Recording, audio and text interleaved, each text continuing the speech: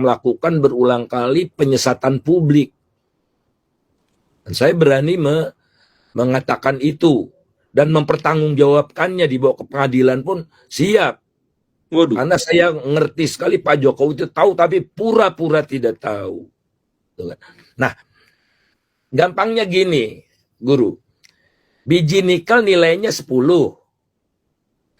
Kan seperti saya katakan tadi, pembangunan itu kan menyejahterakan rakyat kan, rakyat Indonesia kan. Biji nikel nilainya 10, ferronikel hasil dari smelter nilainya 40 misalnya. Maka terjadilah peningkatan nilai tambah kan. Dari menjadi 10 ke 40. 30. Nah, 30 ini dinikmati oleh siapa, Guru? Pertama pengusahanya kan. Pengusahanya 90% lebih dari China. Maka keuntungan dari pengusaha itu ya dibawa ke China. Kedua, siapa yang menikmati nilai tambah itu? Pemilik modal, yakni bank. Bank meminjamkan ke perusahaan smelter itu 100% banknya dari China. Bahkan banknya pun dari Cina. 100% modalnya dari China, sehingga pembayaran bunga pinjaman dari perusahaan itu larinya 100% ke China kan. Ketiga, teknologi, kan pakai teknologi. Teknologi itu kan bayar patennya. Disebut patent fee. Fee-nya untuk patent. 100% teknologinya dari China. Ya patent fee-nya 100% lari ke China. Ada dua lagi komponen nilai tambah itu. Yang keempat adalah pemilik tanah. Nah, pemilik tanah adalah Republik Indonesia, mereka bayar PBB. Guru bisa cek, PBB-nya kecil banget. Rupiahan, 10 rupiah lekah semeter persegi dan sebagainya. Jadi kecil sekali komponen nilai tambah yang dinikmati oleh pemilik tanah, yakni Republik Indonesia. Dan yang terakhir adalah pekerja. Iya kan? Nah, pekerja itu dapat upah. Nah, pekerja ini ada dari China, ada dari Indonesia. Dan industri smelter adalah industri padat modal dan padat teknologi. Jadi sedikit pekerjanya kan.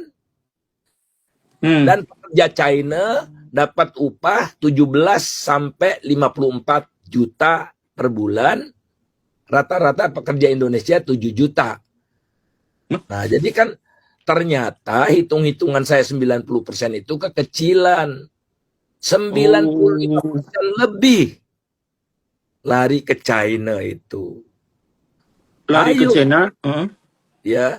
Nah, ya, ternyata ya Guru, silakan. Silakan, maaf. Biar clear. Iya, saya hanya ingin menegaskan berarti yang dimaksud dengan 90% itu adalah karena yang industri yang melaksanakan hilirisasi itu dari Cina, banknya juga dari Cina, sebagian pegawainya juga dari Cina, dan kemudian pemilik hak paten, teknologi pemilik hak paten juga dari Cina, dan Indonesia hanya kebagian pajak dari tanah itu dan sebagian kecil dari pekerjanya. Betul.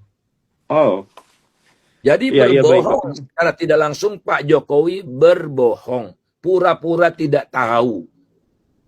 Menterinya tahu tapi tidak bisa ngomong. Menteri Pak Tasrif ya tahu. Pak JK sudah ngomong. Dulu kan saya sendiri. Nah, sekarang Pak JK juga ngomong 90% lebih ke China gitu.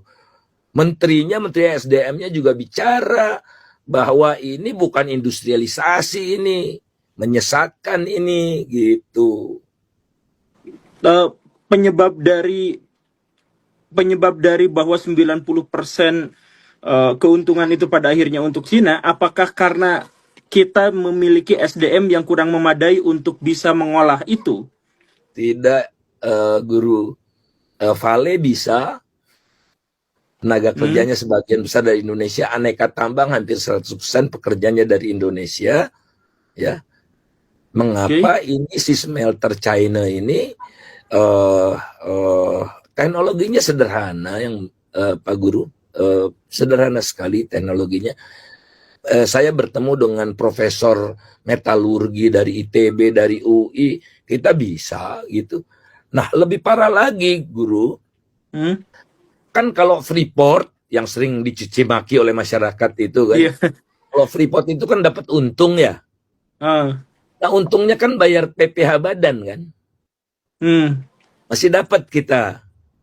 Nah kalau smelter China ini dikasih kebebasan membayar pajak keuntungan perusahaan selama 5-20 tahun.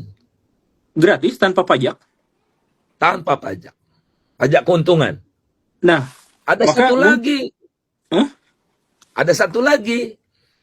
Mereka mengoperasikan smelter pakai listrik kan. Bukan dari PLN listriknya. Mereka bikin pembangkit listrik tenaga uap dari batu bara. Batu baranya dari kita kan? Tapi batu baranya dari kita. Tahun 2022 yang saya ingat ya, harga batu bara itu rata-ratanya tahun 2022 $345 per ton. Buat perusahaan Cina ini $70 saja.